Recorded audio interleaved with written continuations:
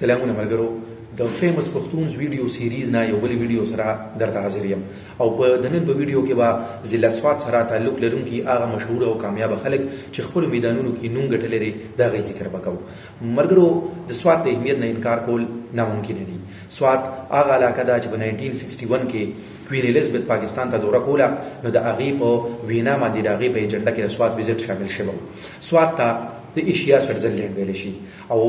د پښتونخوا د ټولو نه زیات فروټ او سبزي په سوات کې پیدا کیږي نو څنګه چې خدای پاک د غزمکا زرخیزه پیدا کړې ده چې پیداوار ډیر دی دغه شان دغه ځمکې په وخت باندې داسې کامیابه خلک هم پیدا کړي دي مشهور خلک پیدا کړي دي چې هغه نوم ګټلې دي د سوات د مشهور خلکو شروع چې کوم نه سیدو بابا نه کوو سیدو بابا چې اخونه سوات ورته ویل شي یو ریلیجیس فیګر فریډم فایټر جهاد کړو د سکانو خلاف مو د انګریزانو خلاف مو او د 1857 نواله تر 1878 پورې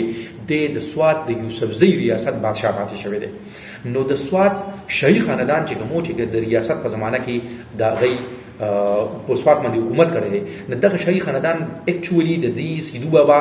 هغه رسکو راغلی نسل دی دا لکه د خاندان او کورنۍ و نو میاګل عبدالودود د 1918 نواله تر 1949 پورې د ولی سوات پاتې شوی دی ولی سوات په د سوات بادشاہ ته وی او دا تاسو ته یاد وي چې د سوات کم سټیټ ونه باغی کې بونیر او شانګلا ور سره هم شاملو نو بیا د هغه د مرګ نه پاسو د میاګل عبدالودود د مرګ نه پاسو میاګل جانزیب د 1949 نواله تر 69 پورې ولی سوات پاتې شوی دی خو چې کله 1969 کې سوات ریاست ختم شو او د پاکستان کې زم شو د دینه یو ضلع جوړ شو نو ان لایک د ډیره غنوابان چې کومو د هغه سينو هغه بیا داسې شو چې بس لګا د شروع شو د چې دین د پاکستان کې د زم کېدو نه پسوم د شیخ خاندان هغه سټیټس برقرار پاتې شوی دی او پروفایل ډیر هاي دی دا غي اندازه تاسو د دین له ګولې شي چې میاګل او رنگزیب لکه د میاګل جانزیب زیه چې کوم پرنسو هغه پاکستان کې شاملېدو نه پسو د بلوچستان گورنر هم پاتې شوی دی او د پښتونخوا گورنر هم پاتې شوی دی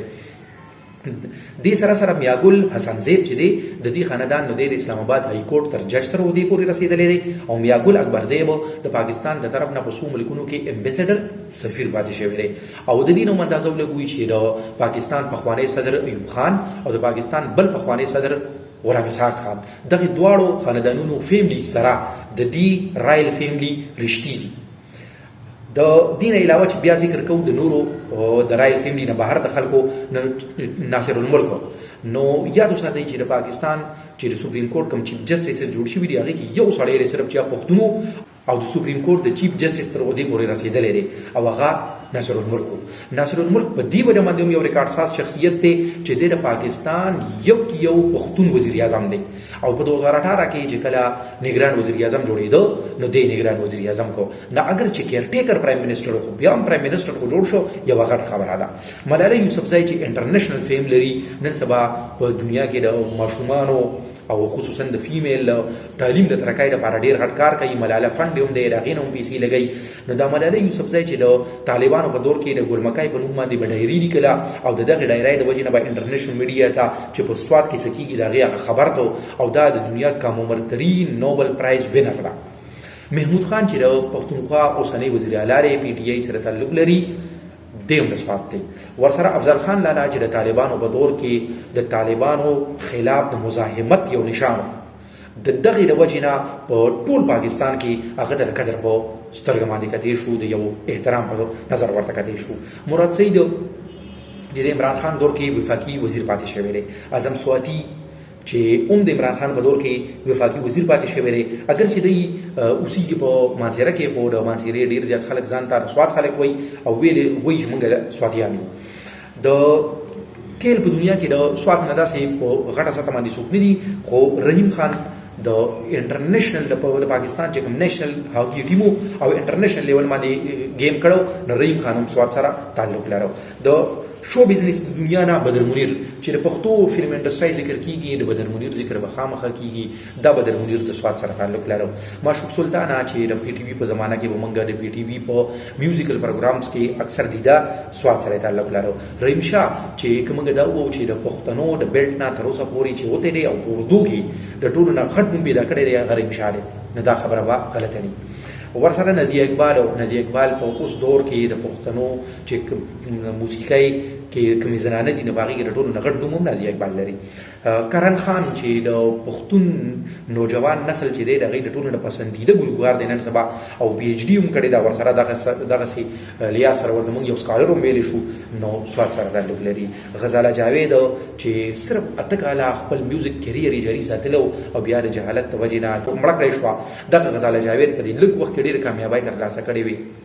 شوکت سواتی هم د نوجوان نسل سره تعلق لرونکی یو نوموړی ګلوکار دی. دې سره د ادیبانو او د شاعرانو د دنیا نه پرویز شاهین یو ډېر غټ نوم دی. پرویز شاهین ډېر کتابونه لیکلي دي چې تاریخ باندې دي، په ثقافت باندې دي، په سوات باندې دي، په ټولو پښتنو باندې دي. دغه پرویز شاهین نن سبا ناجوړه دی، خدای دې ورته صحت ورکړي. ډېر خلک وایي چې پرویز شاهین د پښتنو کې چې کوم ژوندي دانشور دي په هغې کې یو لوړ مقام لري. دې سره عبدالرحیم روغانی چې اوس وفات شوی دی، بابای قطعات به ورته وایي چې هغه په خپلو قطعاتو کې ډېرې زیاتې چې کوم دی هغه د معاشري عکاسي په کوم طرز باندې کړې ده نو د ستاینې وړ ده. لایق زاده لایق چې ډېر عمر یې په ریډیو کې کار کړی دی او یو لوی ادیب او شاعر دی. ورسره ډاکټر دیدار یوسفزی چې په خپل فیسبوک د پیج په لاره باندې ډېر اکټیو وي، یو ادیب او دانشور او شاعر دی. دې سره که موږ د مذهبي خلکو ذکر وکړو نو مولانا سرفراز خان صفدر